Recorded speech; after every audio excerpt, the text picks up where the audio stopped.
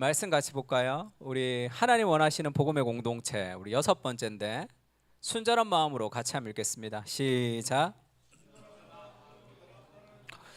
순전한 마음으로 연합합시다. 그렇게 우리 옆에 있는 분들이랑 한번 인사해 볼까요?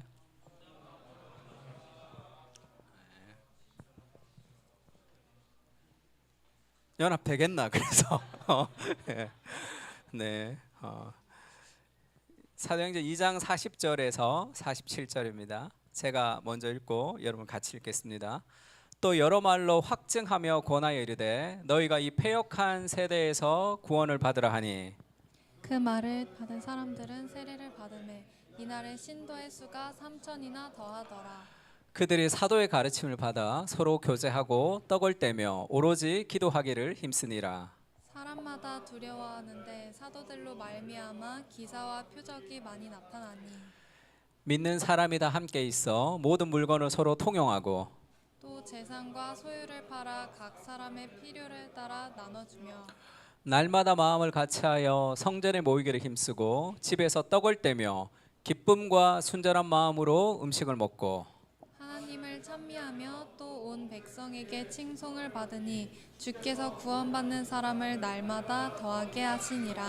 아멘. 우리가 지금 이 본문을 가지고 하나님 원하시는 공동체에 대해서 우리가 계속 공부하고 있는데 우리가 지난주에는 기쁨의 공동체, 기쁨이 우리의 삶의 헌신의 출발이 돼야 된다 이렇게 얘기했습니다. 오늘은 이 순전한 마음, 이 기쁨이 순전한 마음을 가지게 하거든요.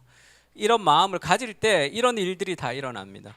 이 두 가지 마음이 없이 서로 나누고 재산과 팔아서 필요를 나누고 성전에 모이기를 힘쓰고 집에서 떡을 떼며 예배하고 하는 것은 다 일이 돼요. 율법이 됩니다. 이것이 출발이죠. 그래서 기쁨과 순전한 마음을 가질 때 이런 일들이 일어나게 되는 거죠. 그래서 오늘은 순전한 마음에 대해서 좀 나눌 텐데 순전하다 할 때 이 순전하다라는 단어를 영어 성경에는 generous heart 이렇게 얘기합니다. 그러니까 이게 관대하다 이런 의미가 있어요. 그러니까 다른 사람에게 베풀어 줄 수도 있는 관대함의 의미가 있습니다. 이건 두 번째 의미예요. 첫 번째는 이 순전하다가 singleness 이렇게 되어 있습니다. 이게 뭐죠? 완전히 한 마음에 일편단심, 이게 하나의 마음을 가지고 살아가는 것을 얘기하고 또 이제 YLT라는 성경에는 simplicity, 아주 단순한 마음을 얘기합니다. 그러니까 이 하나님 앞에 신앙생활 할 때는 이성적으로는 우리가 지성을 추구하지만 믿음은 굉장히 심플해져요. 그러니까 복잡해지지가 않습니다. 신앙생활 하면서 삶이 복잡한 사람들은 머리로 신앙생활을 해서 그래. 하나님 앞에는 굉장히 단순해지죠. 왜? 하나의 마음이 있거든요. 이것도 사랑하고 저것도 사랑하니까 힘든 거예요. 하나만 사랑하면 굉장히 쉽고 자유롭습니다. 그러니까 그 하나의 마음, 싱글 포커스가 되는 거죠. 그 마음이 하나님을 기뻐하면 그 마음이 순전하게 되는 거예요. 그러면 삶에 복잡하지가 않습니다.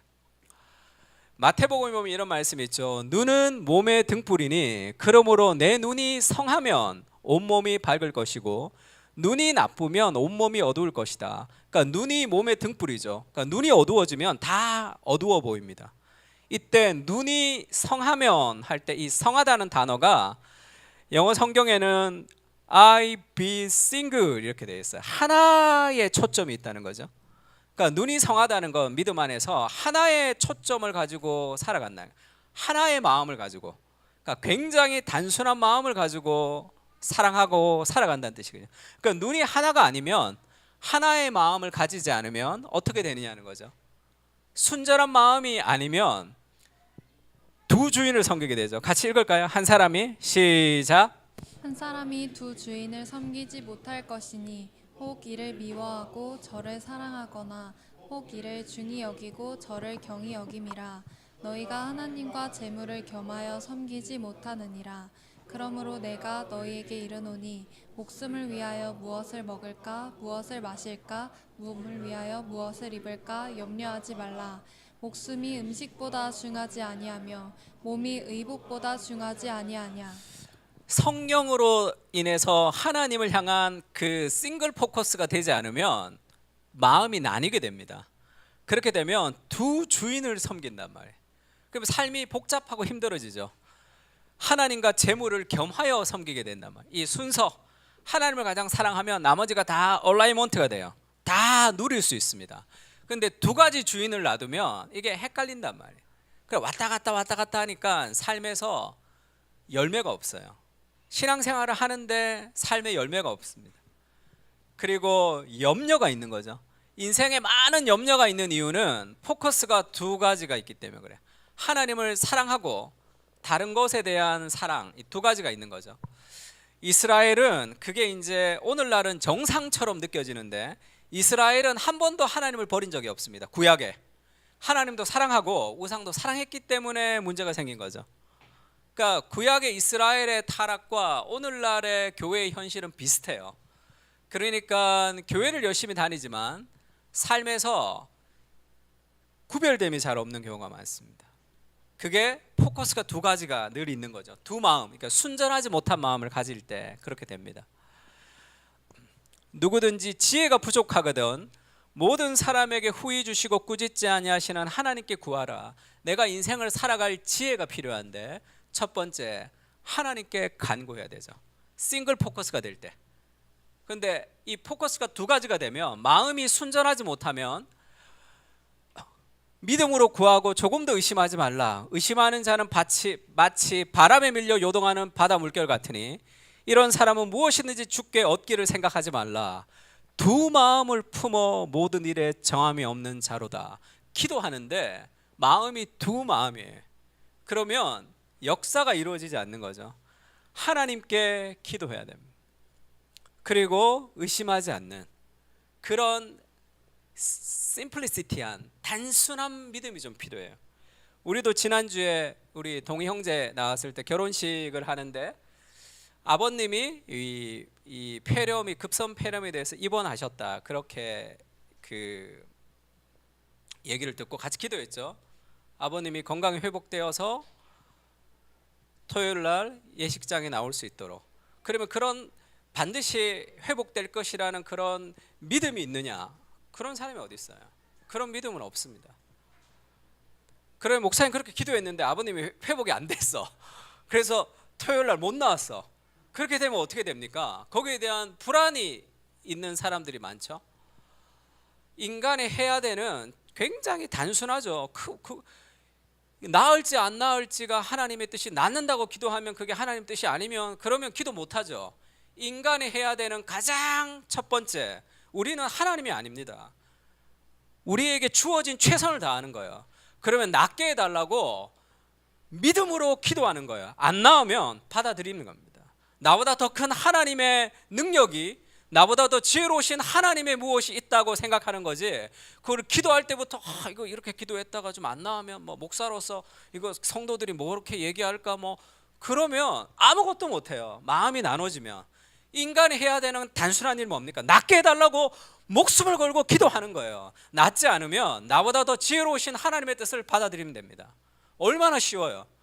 이게 하나님의 뜻이고 아니고 어쩌고 저쩌고 온갖 머리를 다 쓰니까 삶에서 능력 있게 기도할 수도 없고 마음에 믿음이 생길 수도 없는 거예요. 단순하죠.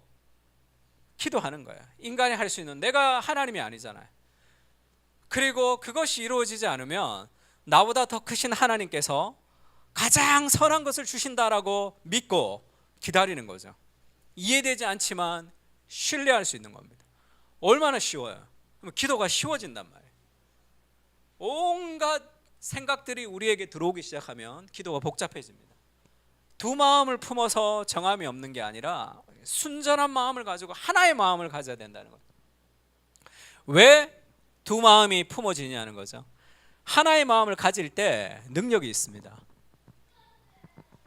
우리가 피고석의 하나님이라고 C.S. 루이스의 책에 칼럼을 다 모아놓은 건데 이 칼럼 중에 피고석의 하나님이라는 칼럼이 있습니다.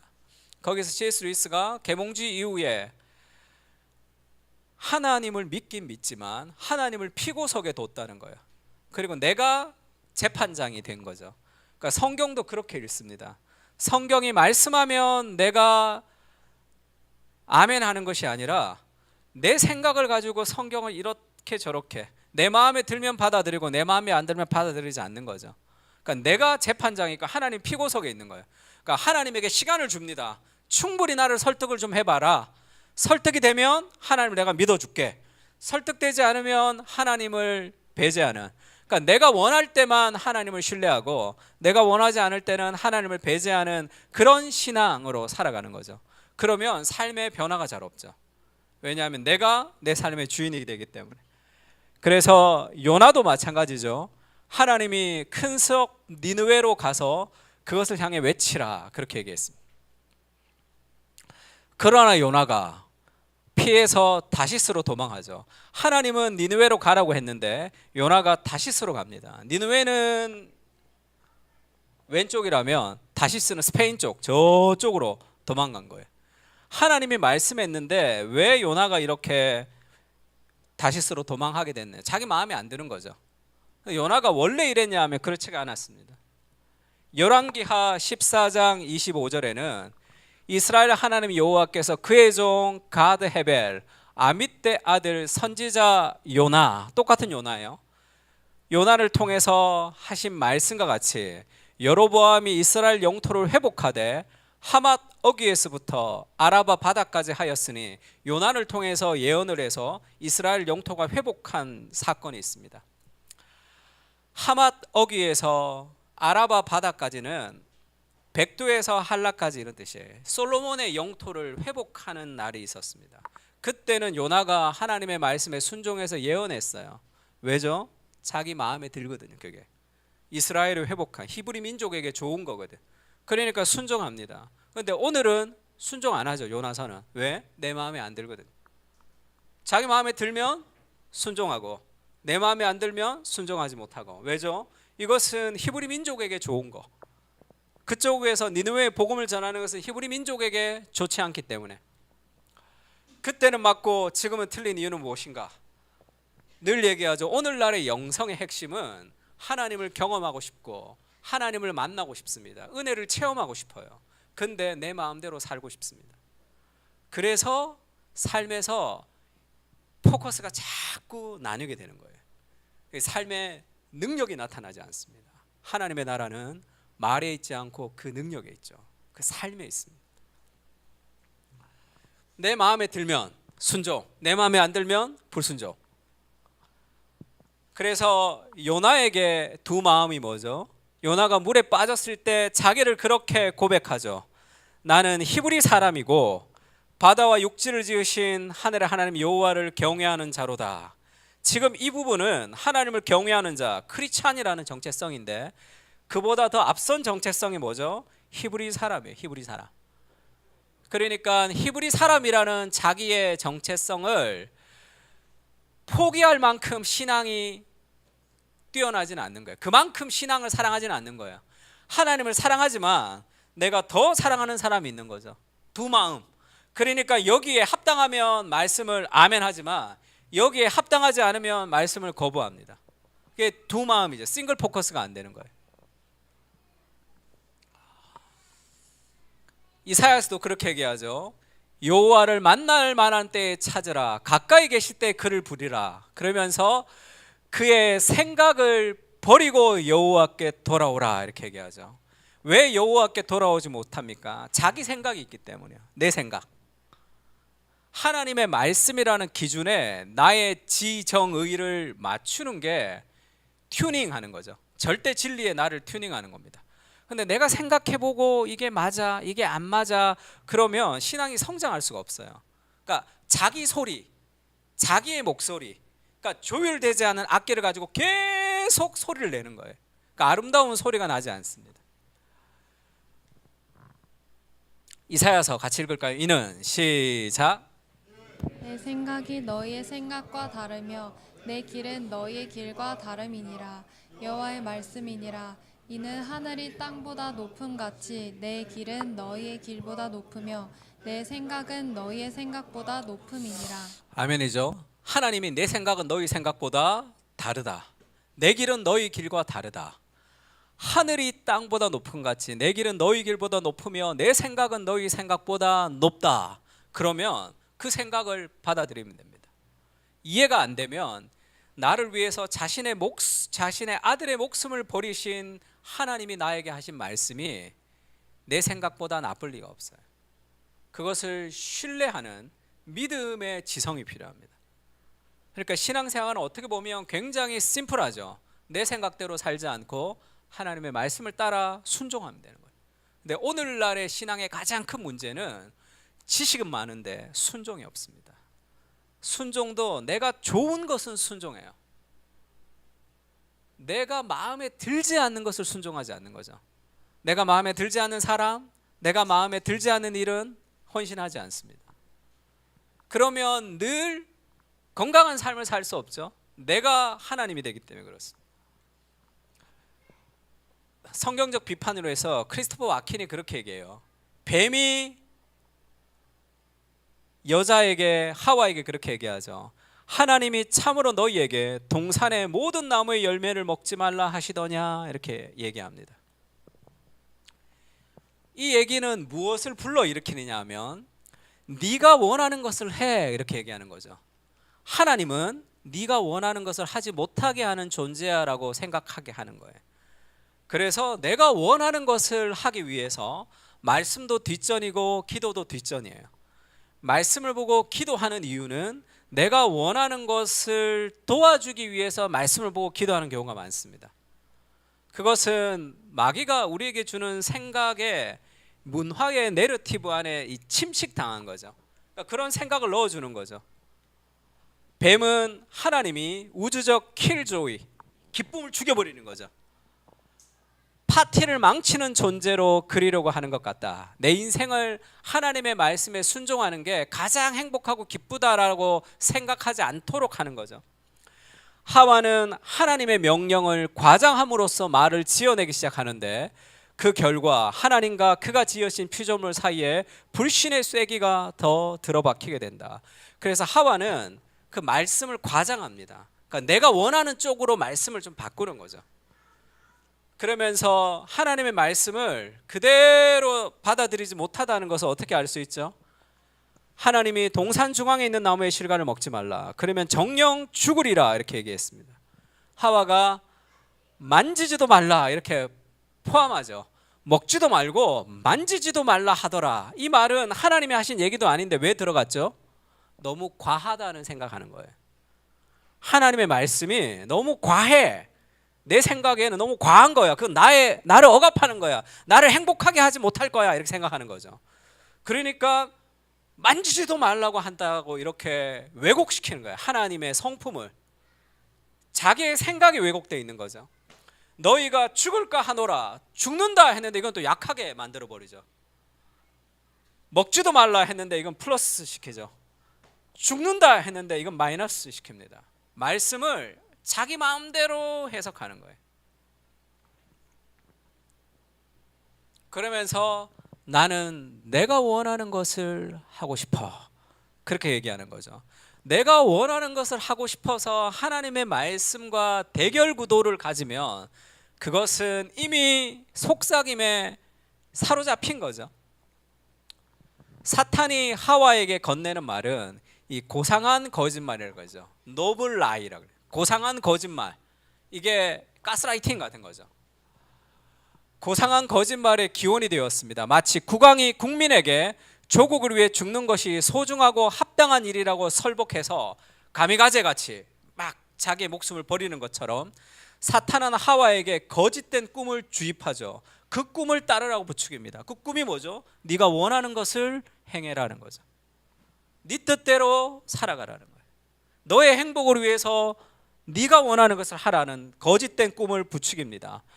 이는 권력을 가진 개인이나 집단이 그 수하에 있는 사람을 조종해서 그렇지 않았다면 하지 않을 일을 하게 만들려는 목적으로 거짓말을 하는 것으로 종종 고상한 목표라는 허울을 내세우죠. 너의 인생의 꿈을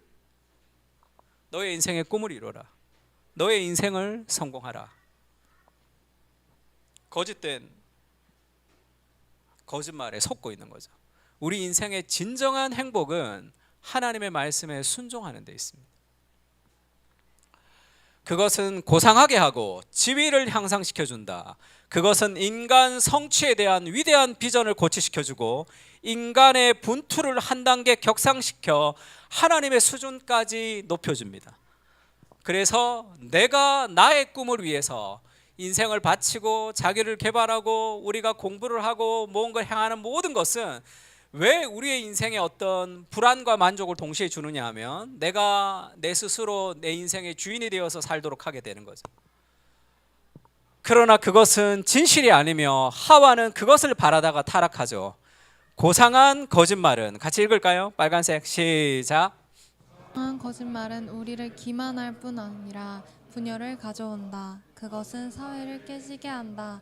거기에는 더 이상 공동선이 없기 때문이다. 고상한 거짓말은 우리를 기만하죠. 진정한 행복이 거기에 없는데 거기 있는 것처럼 합니다. 너의 꿈을 이뤄라. 너의 인생을 위해서 열심히 살아가라. 이것은 우리를 기만하죠. 그것뿐 아니라 분열을 가져옵니다. 왜죠? 나의 꿈을 이루는 극단적인 개인주의와 이기주의가 우리의 꿈을 이루지 못할 뿐더러 사회를 분열시킨단 말이에요. 그것은 사회를 깨지게 하죠. 거기에는 더 이상의 공동선이 없기 때문입니다. 인생을 살아가는 삶의 목표가 뭡니까? 나와 우리의 가정의 행복. 그러면 사회는 다 공공선이 다 깨지게 돼 있어요. 모든 젊은이들이 다 그런 노블 라이 안에서 살아가죠. 그래서 사회가 점점 이상해지고 있습니다. 공공선이 사라진단 말이에요. 그게 진정한 만족을 줄 수도 없다는 거죠. 그러면 어떻게 해야 되느냐는 거죠. 이 고상한 거짓말에 속지 않으려면 두 가지가 필요한데 같이 한번 읽을까요? 나의 선택이 시작. 선택이 하나님을 기쁘시게 하는가? 나의 선택이 사람들에게 유익이 되는가? 나의 선택이 나를 기쁘게 하는가가 아니에요. 그러면 망합니다.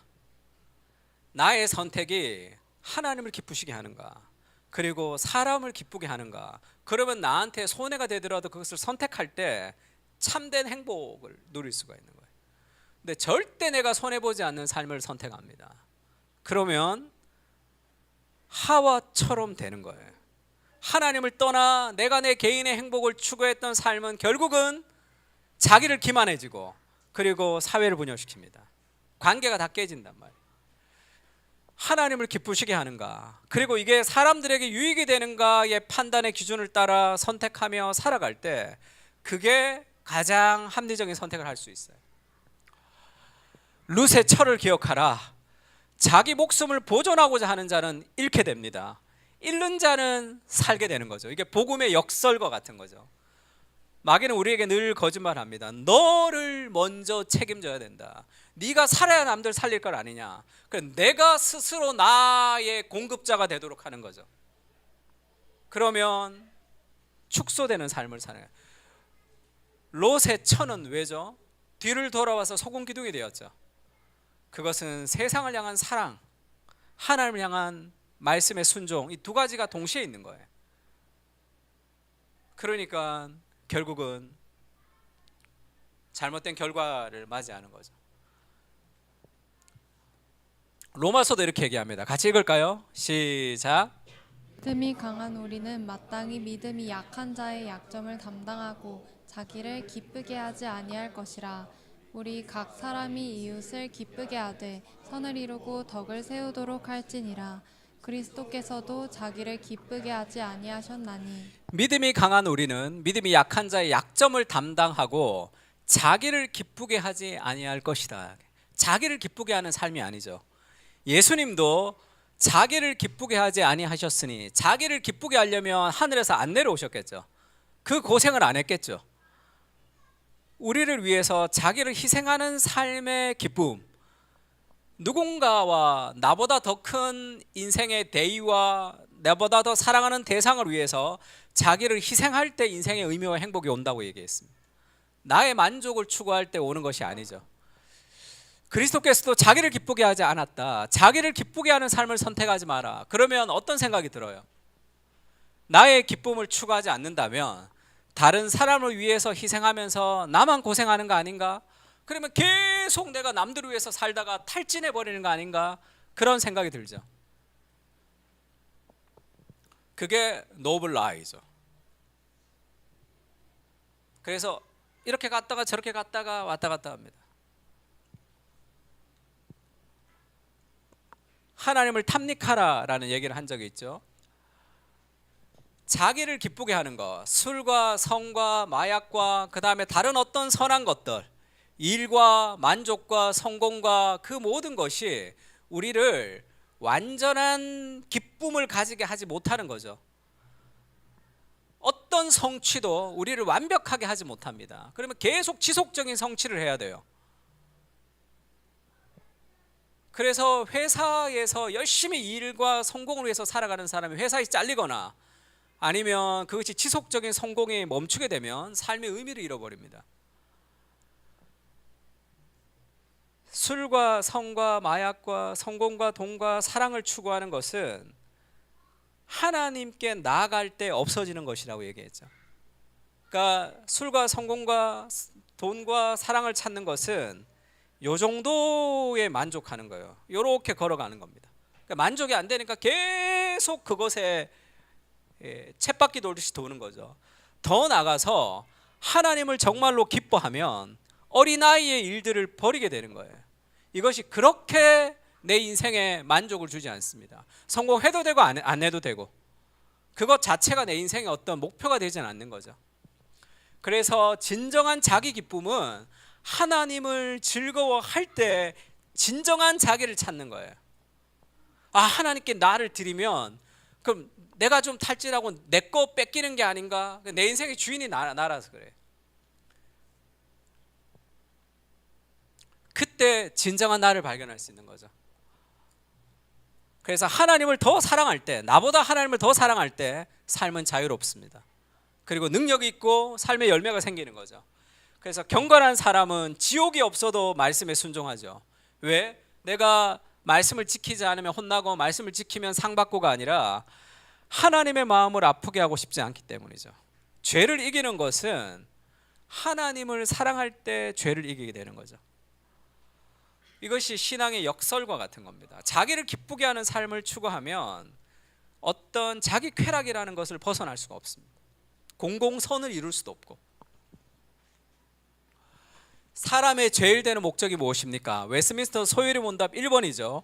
사람의 제일 되는 목적은 하나님을 영광스럽게 하고 영원토록 그분을 즐거워하는 것. 하나님을 영광스럽게 할 때 인간의 즐거움의 최고조로 도달하게 되어 있는 거예요. 그러니까 정말 나를 기쁘게 하고 싶으면 나를 기쁘게 하고 싶다는 생각을 버려야 됩니다.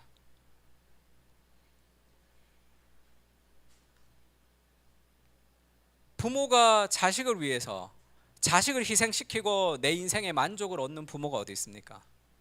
내가 좀 희생이 되더라도 자녀가 잘 되기를 바라는 것이 자기보다 더 기쁜 일이죠. 나를 만족시키는 것보다 더 기쁜 일이란 말이에요. 그렇게 되는 거예요. 하나님을 기쁘시게 하는 것, 내가 손해가 되더라도 하나님을 기쁘게 하는 것을 기쁘게 선택하는 것, 그게 순전한 마음입니다. 그래서 기쁨과 순전한 마음, 그 하나님을 향한 사랑이 우리를 모든 것을 극복하게 하죠. 모든 장애물을 뛰어넘게 합니다. 오늘날의 문화의 내러티브도 마찬가지예요. 두 마음을 자꾸 가지게 합니다. 우리에게. 미국의 민주주의라는 책이 있어요. 알렉스 토그빌이라는 프랑스 사람이 쓴 책입니다. 지금은 제가 가지고 있는 책은 옛날 책이고 지금은 아메리카의 민주주의라고 쓰여져 있습니다. 1권과 2권이 있는데 1권은 좀 학적이고 2권은 지금의 미국을 이해하려면 또 지금의 우리나라의 민주주의의 약점을 이해하려면 이 토그빌의 책을 읽는 게 이게 1860년대 쓰여진 책이에요. 1800년대. 근데 아직까지도 고전처럼 읽히는 거죠. 이 프랑스 사람이니까 미국을 보면서 미국의 민주주의에 어떤 강점이 있고 어떤 약점이 있더라라는 것을 발견했는데 토그빌이 민주주의가 미국인의 감정에 미치는 영향이라는 파트가 있습니다.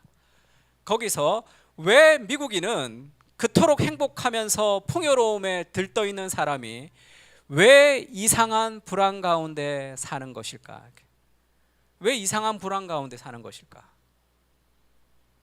물질에 대한 만족에 대한 흥미와 오직 세속적인 행복의 추구에만 집중하는 사람들은 항상 서두르는데 왜냐하면 그가 그것을 얻어 향유할 수 있는 시간이 제한적이기 때문이고, 그들의 쾌락을 얻는 수고가 쾌락 자체보다 더 크게 될 것이다. 성공해야 되겠다는 무엇이 막 자기를 이끌어가기 때문에 그것이 성공의 기쁨보다 더 큰 고통을 준다는 거죠. 그러니까 왜 미국인들은 이렇게 풍요로운데도 그토록 누리지 못하며 막 그렇게 추구해야 되는가? 미국의 민주주의 때문이라는 거죠. 지난번에도 한번 얘기한 적 있죠. 평등주의, 미국의 평등주의는 성경에서 나왔습니다. 그래서 하나님 아래 모든 인간은 다 평등하다. 그것이 성경에서 나온 평등주의죠. 근데 그것이 모든 인간의 능력이 다 평등하다고 생각하는 거예요. 그래서 전문가들이 인정하지 않고 모든 사람이 다 투표를 할 수 있는 평등주의는 좋지만 모든 의견이 다 똑같다고 생각하는 지적 평등주의까지 간 거죠. 그래서 전문가들을 막 배제하고 자기의 생각을 옳다고 얘기하는 그 평등주의가 잘못된 민주주의를 파괴하는 평등주의까지 왔다, 이렇게 얘기합니다. 토그빌도 그렇게 얘기해요. 평등주의가 어떻게 이루어졌냐면 평등주의, 평등해야 돼. 그래서 다 평등해야 돼요. 그러니까 나보다 더 성공하는 사람이 있으면 안 돼. 그러면 내가 이거를 다 이루어야지 평등이라고 생각하는 거예요. 절대적 공정, 절대적 평등을 이루어야 되니까 늘 그 평등주의 때문에 늘 미치는 거죠. 왜? 나보다 더 모든 사람이 다 똑같아야 되는데, 더 공부 잘하는 사람, 더 돈을 많이 버는 사람, 그 시기심을 가지고 계속 사람들이 계속 가야 된다는 거죠. 물질적 쾌락에 열정적인 사람들은 쉽게 실망하는 것은 잘 알려진 사실이다. 사회의 평등화는 모두가 그런 일을 경험하게 한다고 말하지만 자본주의 안에서는 그렇지가 않죠. 모두가 경쟁해야 하는 상황에서 장벽은 없어진 것이 아니라 오히려 더 높아지죠. 왜죠? 다 평등해야 되니까. 그러니까 민주주의와 자본주의라는 것은 이게 어울리지 않는 두 가지를 짬뽕시켜 놓은 거죠. 그러니까 늘 삶을 힘들게 합니다. 기독교적 베이스가 없는 민주주의가 자본주의는 우리 삶을 막 이렇게 돌아가게 한단 말이에요. 완전히 만족할 만한 정도의 자유를 누리는 인간은 상상할 수 있지만 인간은 스스로 만족할 만한 평등은 만들지 못한다. 지위상의 평등을 아무리 추구해도 정신적 평등은 이루어지지 않죠. 아무리 민주적이라 할지라도 개개인의 불평등까지 해결하지는 못합니다. 그래서 평등을 추구할수록 작은 불평등도 눈에 띄게 되죠. 민주주의 국가에서 어느 정도 평등을 달성할 수는 있지만 그들이 바라는 만큼은 달성할 수가 없는 거예요. 그래서 미국의 민주주의 때문에 계속 경쟁하는 것으로 그것을 누리지 못하며 사람들이 계속 그렇게 몰려간다는 거예요.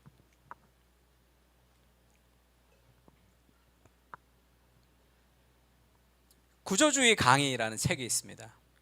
우리가 구조주의는 잘 몰라도, 구조주의가 뭔지는 잘 몰라도 구조주의자들은 그렇게 얘기해요. 우리는 다 구조주의 안에 살고 있습니다. 구조주의라는 철학은 모르지만 구조주의가 깔아놓은 철학의 베이스 안에서 숨쉬고 생각하며 살아가는 거예요. 대부분의 사람들은. 그것이 어디서 왔냐? 헤겔과 마르크스로부터 구조주의가 와서 오늘날에 우리까지 이르렀는데, 헤겔의 사상을 요약하면 중요한 것은 있는 그대로 만족하지 않고 목숨을 걸고 도약해서 이루고 싶은 것을 이루어야 된다는 거예요. 지금 현 상태에 만족할 수 없습니다. 열심히 노력해서 뭔가를 이루어야 된다는 거예요. 마르크스가 여기에 영향을 받았습니다. 그래서 인간이 존재하는 것은 그저 멈춰 있는 것으로 자연적이고 사물적인 존재라는 입장에 만족하는 것이다. 이게 안 된다는 거예요. 존재하는 것으로는 만족해서는 안 돼요. 그럼 머물러 있는 거예요. 인간은 생산 이꼬르 노동을 통해서 무언가를 만들어낼 때 더 의미가 있다고 봅니다. 그래서 오늘날의 사람들은 내가 왜 그런지 모르겠지만 포스트 모던 시대에서 열심히 노력해서 뭔가를 이루고 싶은 삶의 꿈을 가지는 것은 다 철학적 백그라운드 안에 우리가 놀아나고 있는 거죠.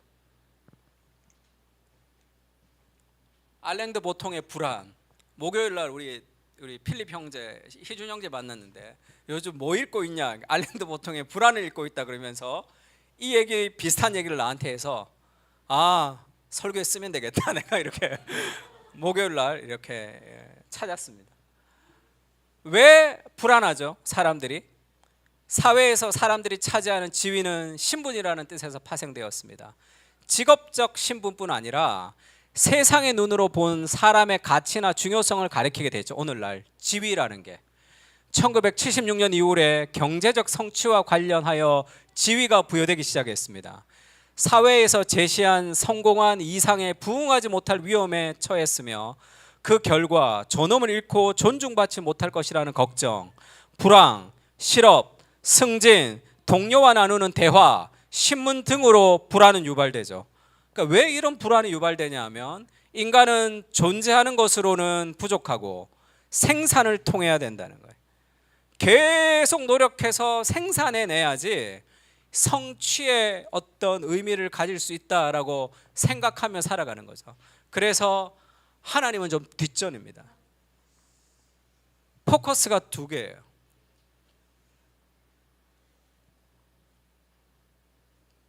막 그걸 위해서. 그러면 진정한 만족이 있을 수 없는 거예요. 고명환이라는 개그맨 하다가 지금 책 많이 읽고 하시는 분이 계신데 이 교회를 다닌다 그러시더라고요. 근데 고전에 답했다 할 때 이제 마땅히 가져야 할 부, 책 읽으면 돈을 많이 벌 수 있다 이런 얘기를 하시는 분인데 이분 얘기를 들어보면 반쪽 진리 비슷한 거죠. 크리스찬이긴 하는데 그래서 어디 호텔에 가서 뭐 쓰고 그 다음에 여행 가고 맛집 가고 그거는 행복이 아니다. 소비다. 그거는 소비하는 거다. 인간의 행복은 생산에 있다는 거예요. 그러니까 돈이 들어오면 이거 사야지 저거 사야지라는 사람은 돈 못 번다.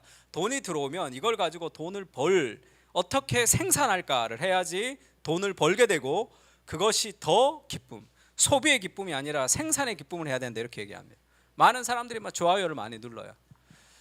근데 이거는 반쪽짜리 진리죠. 소비하는 것보다 생산이 낫지만 결국 오늘날 우리가 얘기하는 이 구조주의 안에 있는 우리의 생각이 그대로 반영이 되는 거죠. 그러면 생산하지 말아야 됩니까? 목사님, 그럼 우리가 열심히 하지 말아야 됩니까? 그게 아니라 순서가 바뀌었다는 거예요. 성경이 말하는 균형이라는 것이 어떤 것이냐면 하나님의 형상대로 사람을 만들었습니다. 남자와 여자를 창조하셔서 사람을 하나님의 형상, 하나님과의 관계성 있는 존재, 다른 사람과 관계성 있는 존재로 만들었죠. 그리고 생물을 다스리고 정복하라는 활동적 존재로 만들었죠. 두 가지가 다 필요해 인간에게. 그런데 먼저 필요한 게 존재의 만족이죠. 하나님과의 관계를 통해서 존재적으로 만족한 인생의 기쁨이 생산으로 순종하는 거죠. 왜? 하나님과 세상을 위해서. 그렇지 않고 이 존재적 만족에서 끊어져 버리면 끊임없는 자기를 증명하기 위해서 계속 노력합니다. 그러나 남는 것은 아무것도 없어요. 밤이 맞도록 수고했지만 남는 것이 아무것도 없는 삶이 될 수 있죠. 이 두 가지가 우리에게 다 있습니다. 마르크스나 다른 구조주의가 얘기하는 게 뭐죠? 존재는 의미가 없어. 생산을 해야 돼. 그 막시즘이 우리를 지금 지배하고 있는 거죠. 그래서 성경 읽을 시간도 없고 기도할 시간도 없습니다. 애기도 키워야 되고 직장 생활도 열심히 해야 되고 열심히 해야지 내가 따라갈 수 있으니까. 그 불안이 우리를 이끌어가는 거죠. 성경에서 이렇게 디도서 같이 읽을까요? 사람에게 시작. 사람에게 구원을 주시는 하나님의 은혜가 나타나 우리를 양육하시되 경건하지 않고 이 세상 정욕을 더할 신중함과 의로움과 건강함으로 이 세상에 살고 복스러운 소망과 우리의 크신 하나님 구주 예수 그리스도의 영광이 나타나심을 기다리게 하셨으니 우리를 사람에게 구원을 주시는 하나님의 은혜가 나타나서 우리를 양육합니다. 하나님의 은혜, 그 존재적 만족이 있고 그 다음에 우리가 경건하게 이 세상을 살아갈 수 있는 삶의 순종이 있는 거죠. 그가 우리를 대신하여 자신을 주심은 모든 불법에서 우리를 속량하시고 우리를 깨끗하게 하사 이 하나님과의 관계를 통해 오는 존재적 만족, 그것이 선한 일을 열심히 하는 자기 백성이 되게 하려 하심. 그 은혜가 순종으로 이끌어가는 거죠. 그것이 더 강력하고 더 확실합니다. 나의 성공을 위해서 일하는 것보다 하나님과 나보다 더 사랑하는 하나님과 나보다 더 사랑하는 세상과 사람들을 위해서 우리가 삶을 헌신할 때 그 헌신은 지치지 않는 삶의 헌신이에요. 끝없이 공부합니다. 왜? 더 많은 것을 나눠주기 위해서. 다른 것에 별 관심이 없어요. 그것보다 더 기쁜 일이 잘 없습니다. 하나님의 말씀에 온전히 헌신해 보세요. 어떤 일이 일어나는가? 우리가 가는 곳마다 사람의 영혼을 변화시키는 일들이 일어나요. 그보다 더 기쁜 일은 세상에 없습니다. 교회 안에서 그리고 직장 안에서 그런 일들이 일어나야 되는 거죠. 그래서 복음의 대각선화를 만들어 보라면 이 존재적 자아와 생산적, 활동적 자아가 있는 거죠. 이 칭의가 성화로 와야 됩니다. 은혜가 순종으로 와야 되는 거예요. 복음이 나의 존재가 하나님과의 관계에서 만족과 은혜를 누릴 때 우리는 열심히 공부하고 일하고 살아갈 수 있는 거예요. 이거를 분리시키는 거죠. 그렇게 되면 삶은 더블 포커스. 여기에는 별 관심이 없어도 됩니다. 이거에 집중하면 자연스럽게 이렇게 되게 돼 있어요. 이거는 자연스럽게 나타나는 삶의 결과죠. 하나님의 은혜를 받고 하나님을 사랑하게 되면 하나님이 사랑하는 그것을 사랑하게 되어 있습니다. 하나님이 하고 싶어하는 그것을 하게 되어 있어요. 그때 아주 자연스럽게 내 삶에는 별 관심이 없지만 이것을 통해서 수많은 내가 이것만을 추구했을 때 원했던 그런 일들이 계속 열매 맺히는 거죠. 별로 관심이 없는데도. 그것이 성경이 말하는 싱글 포커스죠. 온전하게 될 때 그럼 내가 하나님도 사랑해야 되고 교회 일도 해야 되고 내가 직장도 일해야 되고 내가 사회생활도 해야 되고 이거를 4분의 1로 막 나누니까 이 포커스가 4개 5개가 되는 거예요. 하나님을 사랑하는 싱글 포커스 아래 나머지를 다 순서가 잡히게 되어 있습니다. 그렇지 않으면 율법주의가 되겠죠. 율법주의. 내가 이것도 해야 되고 저것도 해야 되고 말씀도 읽고 기도도 해야 되고 내가 지금 직장생활도 해야 되고 뭐도 해야 되고 이렇게 됩니다. 그 다음 그게 너무 무거우면 아무것도 안 하게 되죠. 그러면 반율법주의로 살아가게 되는 거죠. 복음이 필요한 거죠. 우리가 팀 켈러가 그렇게 얘기합니다. 결국 제일 중요한 게 뭐냐? 기쁨으로 순종하는 것이죠. 기쁨으로 순전한 마음이 되면 순종하게 되는 겁니다. 그러니까 그것을 붙들어야 돼요. 공부를 잘 안 합니다. 그러면 하나님 앞에 열심히 말씀을 보면서 은혜를 경험하면 가만히 놔둬도 공부하게 되어 있습니다. 열심히 내가 능력이 없습니다. 은혜를 받으면 능력이 생기게 되어 있어요. 간구하는 거죠.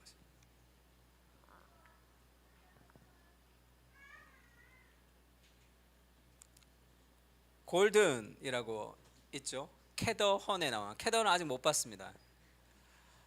골든이라는 노래를 작곡한 EJ라고 10대 때 아이돌 되려고 노력했는데 안 되고 그 다음에 대학 가서 공부하고 다시 아이돌 되려고 왔더니 나이가 많아서 또 안 되고 그랬는데 노래를 만들고 자기가 노래를 했죠.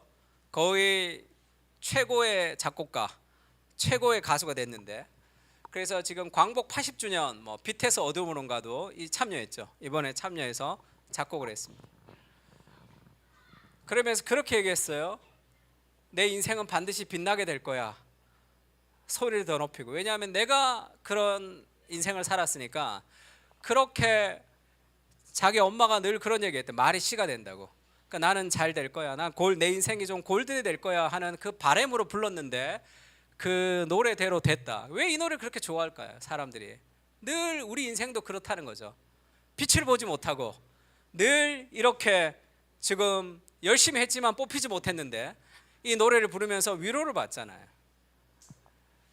근데 아무리 불러도 이 사람은 그래도 이렇게 됐지만 그렇게 안 되는 경우도 많습니다. 그러니까 골드를 불러야 되는 게 아니라 이번 주에 제가 그 토요일 날 특세를 갔는데 어떤 교회 로마서 8장을 월요일부터 이 토요일까지 그 설교하는 특서였어요. 그러니까 저한테 그 8장 26절에서 30절까지 본문을 주더라고요. 목사님 이 본문으로 설교를 해 주십시오라고. 외부 강사가 내가 가기 전에 한 사람이 왔고 그 다음에 제가 갔어요. 그 다음에 이제 8장으로 설교하는데 시간도 없는데 그 본문을 미리 줘서 그걸 막 준비하고 있는데 나 전에 온 사람은 딴 거 하더라고. 그래서 굉장히 좀 이렇게 배신감을 좀 느꼈습니다. 바쁘다고 자기는 안 하고 딴 거 했더라고요. 로마서 8장 26절에서 30절까지 설교했는데 30절에 이런 말씀이 있어요. 같이 읽을까요? 시작.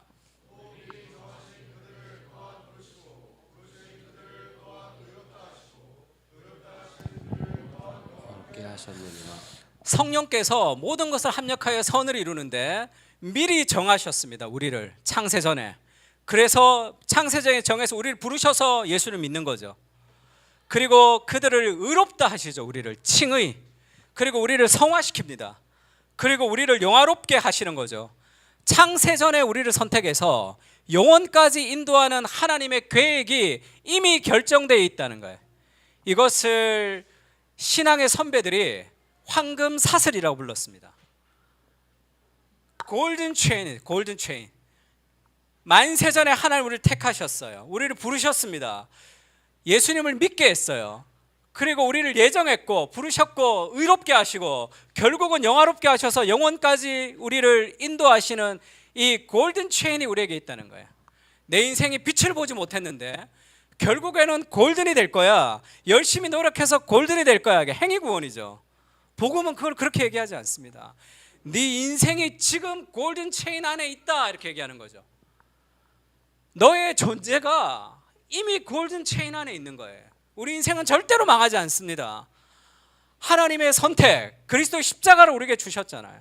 그 완전한 안정감을 누릴 때 인생에 더 많은 일들을 성취할 수가 있는 거예요.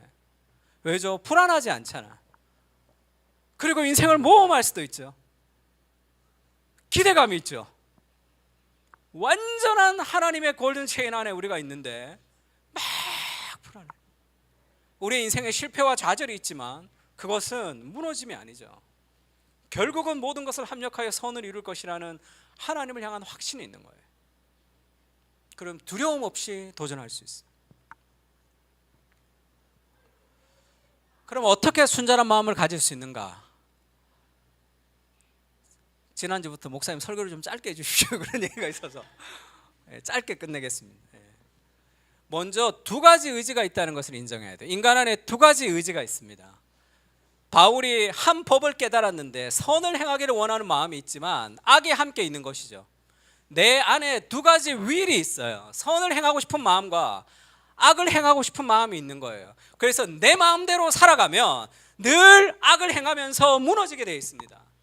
그러니까 나를 거부하고 하나님의 뜻에 나를 맡기는 그런 힘든 과정을 좀 연습을 해야 돼요. 그런데 오늘날의 신앙, 특히 젊은이들의 신앙 중에 제일 힘든 것은 내가 손해보고 싶지 않아요. 내가 희생하고 싶지 않습니다. 그러면 늘 감정의 노예로 살아가는 거예요. 신앙생활 열심히 하지만 내 안에 두 가지 의지가 있다는 걸 알아야 됩니다. 예수님도 그렇게 얘기하죠. 내 마음이 심히 고민하여 죽게 되었다. 너무 힘든 거죠. 예수님의 마음이. 왜죠? 안 하고 싶은 걸 해야 되니까. 안 하고 싶은 걸 해야 되니까 예수님이 너무 힘들었습니다. 고민하여 죽게 되었다 이렇게 얘기하죠. 그래서 나를 위해서 좀 기도를 좀 해달라 이렇게 얘기합니다. 제자들에게. 땅에 엎드려 될 수 있는 대로 이때가 자기에게 지나가기를 구하죠. 이런 일이 없었으면 좋겠습니다. 왜? 안 하고 싶은 일이니까. 너무 힘든 일이니까. 아빠 아버지여, 아버지께는 모든 것이 가능하오니 이 잔을 내게서 옮기시옵소서 이렇게 얘기하죠. 그러나 나의 원대로 마시고 아버지의 원대로 하옵소서. 이렇게. 하고 싶지 않은 우리의 의지를 그대로 기도하는 거죠. 하고 싶지 않습니다. 너무 힘듭니다. 나는 잘 못합니다. 그러나 그 기도 속에서 하나님의 뜻에 순종하겠습니다. 그래서 신앙생활이 하나도 안 힘들어요. 그러면 삶에 개선이 없습니다. 자식을 키우는데 하나도 안 힘들고 자식 키우는 게 어디 있어요? 내 마음대로 하면 자식이 망쳐지겠죠. 내가 자고 싶은 거 자고 애 젖도 안 주고 그러면 망하는 거잖아요. 내가 하고 싶은 대로 살아가는 것은 말이 안 돼. 그것이 기쁨이 될 수는 없어요.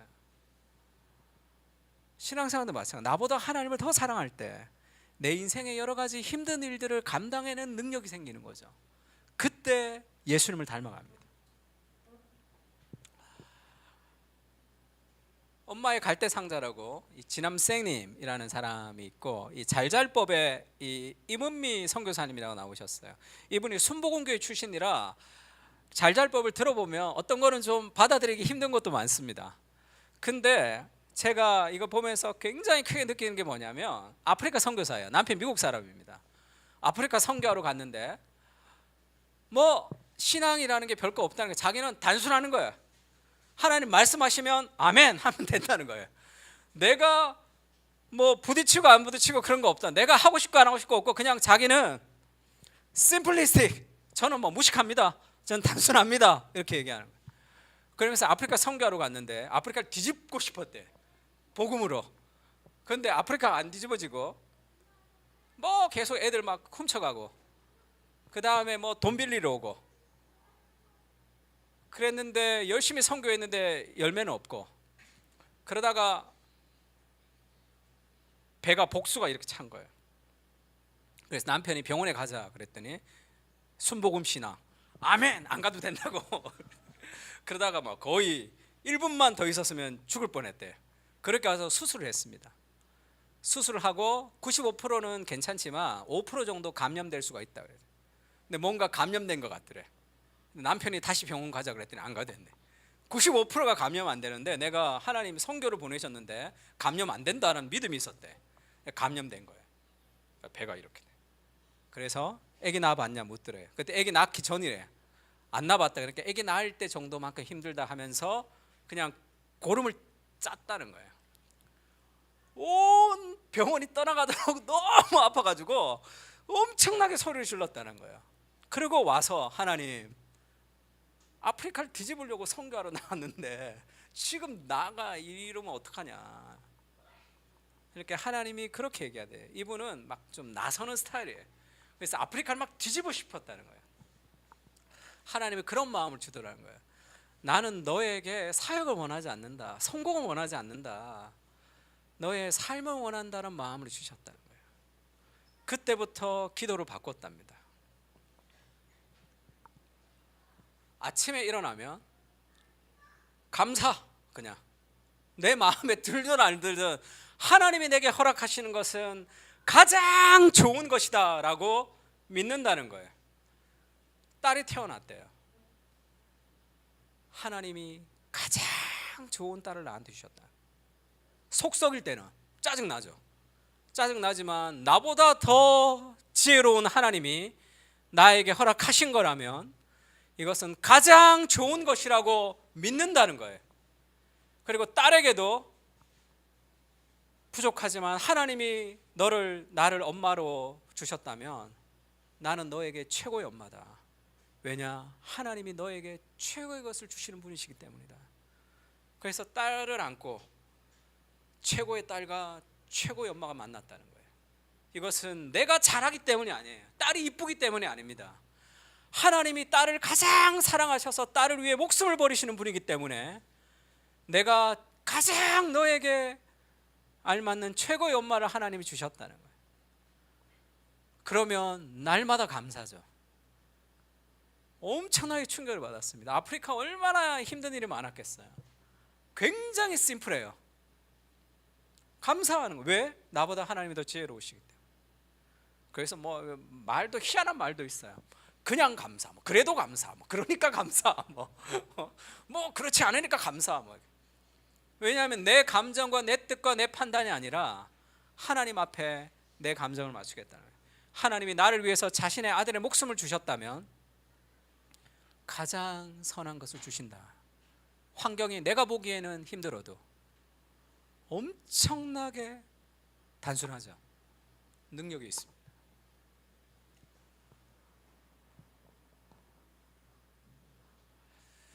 하나님의 어리석음이 사람보다 지혜롭죠. 하나님의 약하심이 사람보다 강합니다. 하나님이 실수하지 않는다는 거예요.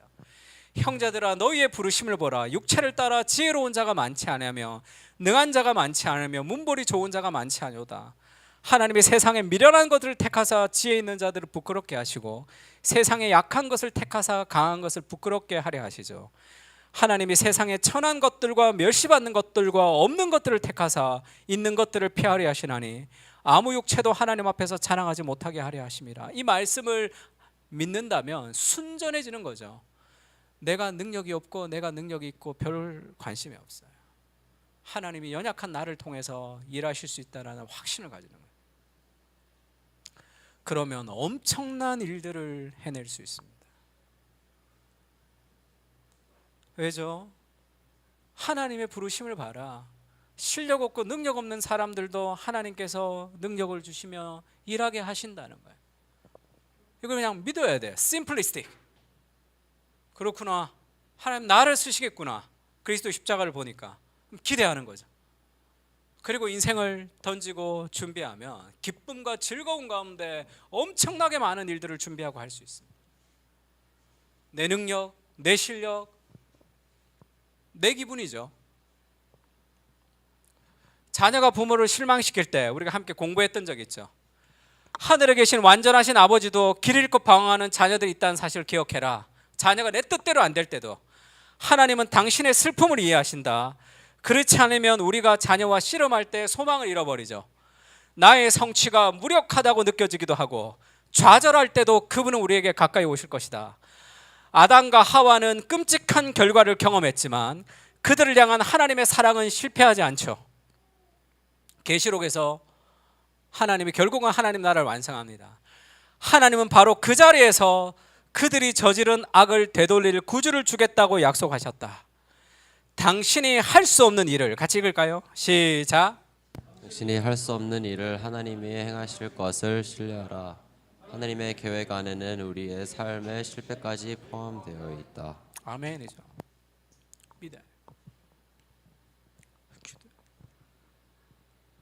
그러면 우리를 통해서 이런 일들이 일어납니다.